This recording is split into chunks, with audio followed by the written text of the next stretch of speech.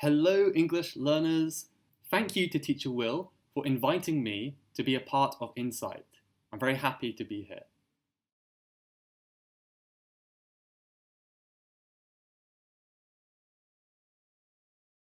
My name is Michael Lavers, and I'm from the southwest of England, from a place called Cornwall.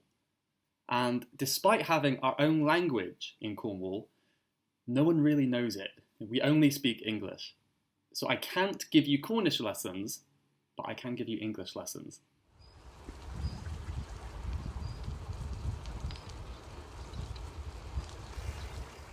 This is a hard question because I love every day, actually. But I think I'm going to pick the obvious and I'm going to pick Saturday. Saturday is my favourite day. And this is because it's the only day that I keep completely free. I never make any plans for Saturday. And I think that's such a great thing when anything could happen. It's a day where there are endless possibilities. I think that's really exciting.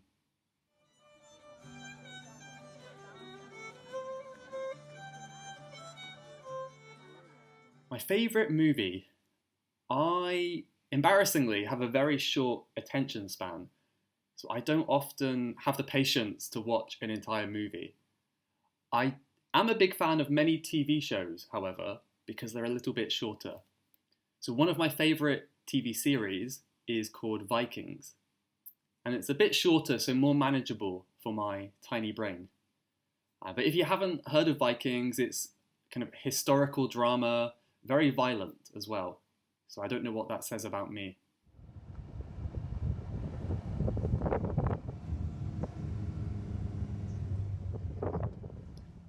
Guilty pleasure, this is an easy one. My guilty pleasure is YouTube. I watch YouTube all the time, way too much, I think. I find it's the perfect way to unwind and relax at the end of the day and kind of forget about anything you were worried about. But I tend to lose track of time and spend a few too many hours on there. So please help me.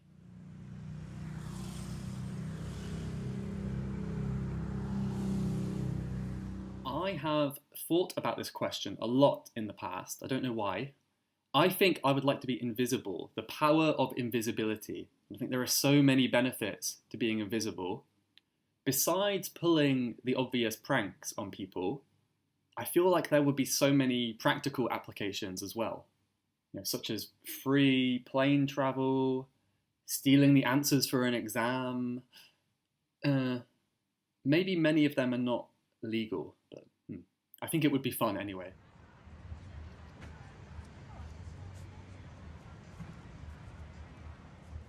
Who is one person I would like to meet? Besides Teacher Will? This isn't a question I have really thought much about before. I'm not the kind of person to keep up with celebrities so much.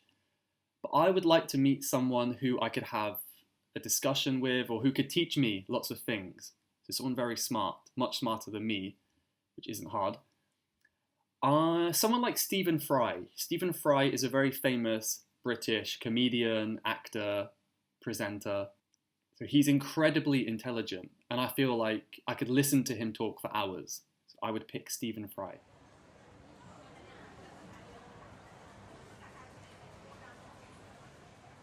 So I feel very lucky to have just come from my favourite place. I've just spent 6 weeks in Japan, and it was absolutely incredible. Now I'm in Thailand, so my mind is not really, thinking about places I want to go. I'm very, very happy here at the moment.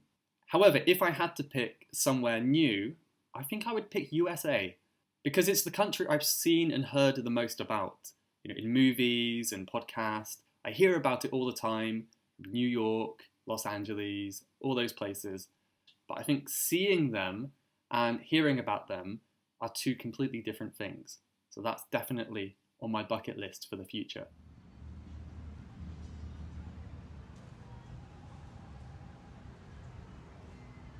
I guess that depends what you think of me.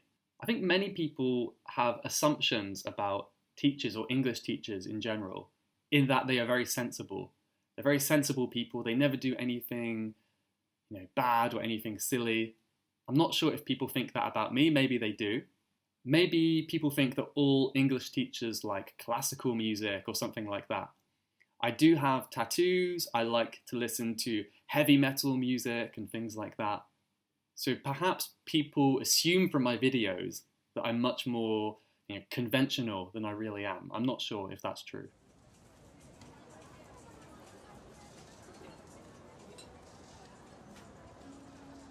There are a plethora of reasons to learn English, and I'm sure it will benefit you, even if you can't see how yet. I'm sure in the future, down the line, it will have huge benefits for your life. I think more importantly, it opens up your world enormously. I think it's good not to think of English as a language of England or the USA, but think of it as a universal language. It's a language that connects the world, it brings people together, and it allows you to talk to so many people. And I think that's really special. So, of course, some ways in which it can benefit you is helping you get a new career, meeting a husband or wife, making new friends. Knowing any language can completely change your life for the better.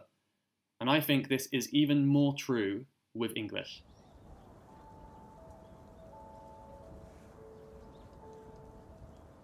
I'm always interested in trying to expand my vocabulary and use some more, a wider range of words, not just the same words every day. I have a lot of words on my dictionary app that I try to use whenever I can, although I don't get so much practice with them. But one of these words is elucidate. Elucidate. So this is a really cool sounding word for me, and it means to make something clear, clarify, or to make something lucid. If you don't understand, let me know and I can elucidate it for you.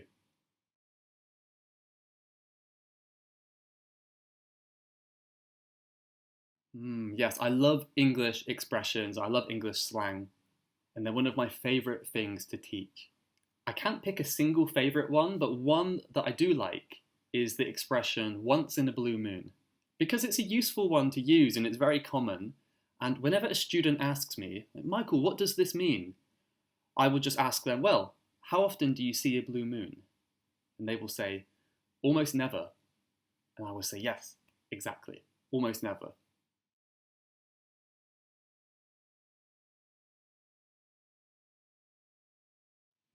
Very good question.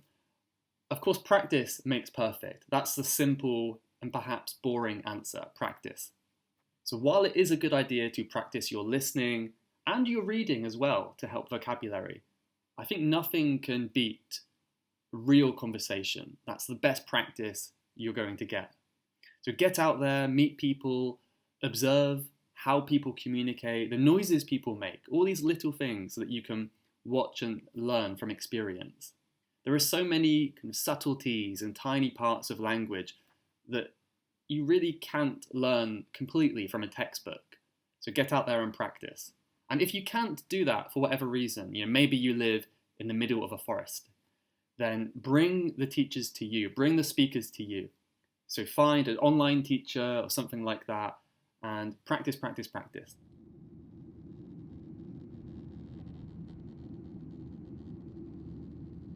So I spent quite a few years in different jobs and different career paths. I was trying to find the kind of job that I would enjoy, and I had many short-lived careers or short-lived jobs.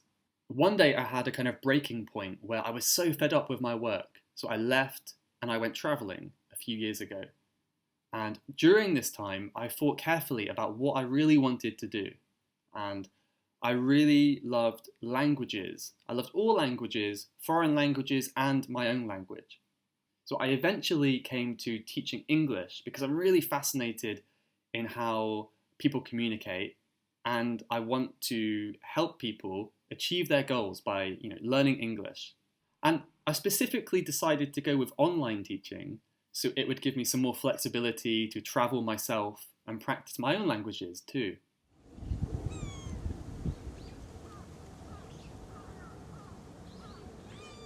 There are so many things I love about teaching, but the thing that instantly comes to my mind is the kind of satisfaction I get from seeing a student progress in their language and reach their goals.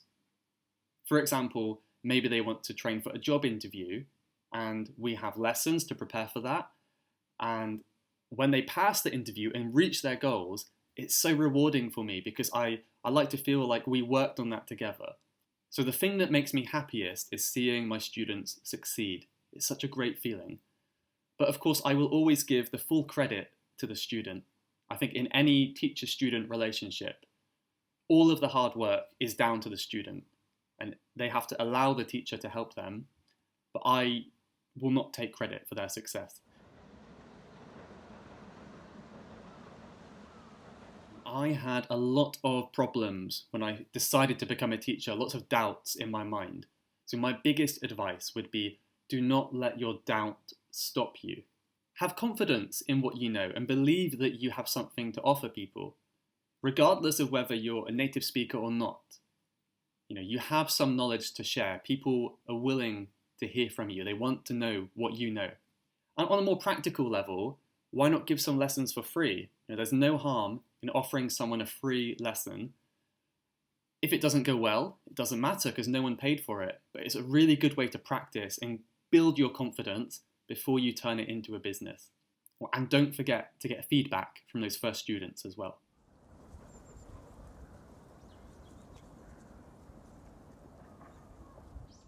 I never thought I would be the kind of person to post videos or even pictures of myself on social media. The thing that I have been most surprised by is how comfortable I have become talking to a camera or talking to myself, really. Because in my mind, I'm talking to you guys, but in reality, I'm all alone in this room. And it's a strange thing to get used to. 15-year-old Michael would have been horrified by the idea of having my face all over the internet. But it's been a really important lesson in my life that the limitations that we have, or the beliefs that we can't do things, is all in our mind. All in our mind. You can do anything you want to, even if it is just kind of making videos, going online. For me, that was an impossible task, and I overcame it.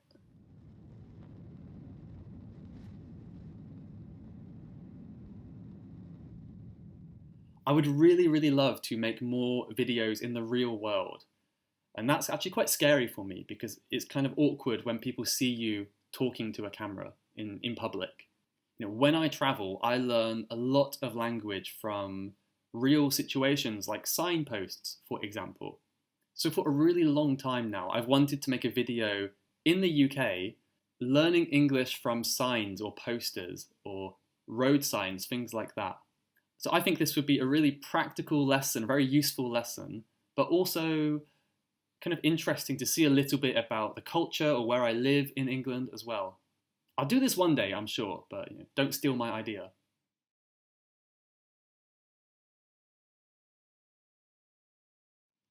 For the past year, I have been doing a weekly podcast where I talk about common problems that learners have with English and how they can overcome them, as well as looking at some grammar and vocabulary along the way. But, I try to make it as fun as possible. I never claim to be a great source of wisdom or knowledge, however. So once a month, I bring on a special guest. Sometimes it's an English learner. Sometimes it's an English teacher. It could be an online teacher, a classroom teacher. And they share their experience and their wisdom and knowledge to the students as well. So it's a really good place to come and learn about the English language, British culture, and hopefully have something kind of interesting to listen to as well. So yeah, if you are interested in that, the podcast is very simply called the English with Micheal podcast. So search for it on your podcast app, and I hope you like it.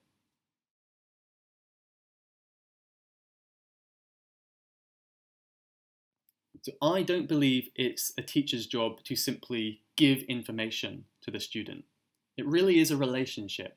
So the teacher's job is to facilitate the environment to learn and to encourage the student through motivating them, to kind of giving them a reason to learn. So I think that's really the job of the teacher. And by doing so, not only does the student learn, but the teacher does as well. And to be honest, even native speakers have a lot to learn about their own language. I often get grammar questions that I don't know the answer to, so it's not uncommon for me to be learning about English in my own lessons?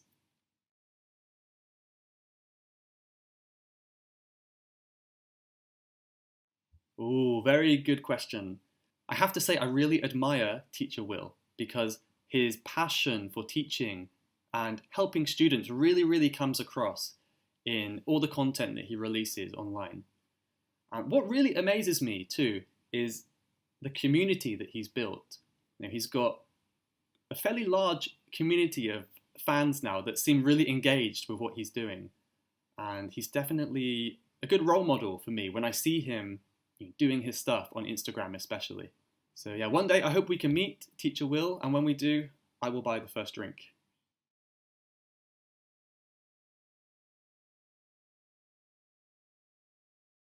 So having insight is to have a kind of a deep understanding into a specific thing or person or topic. And I hope this video has given you some insight into who I am as a teacher and as a person. And to you watching this video, feel free to share your insights and your wisdom in the comments below.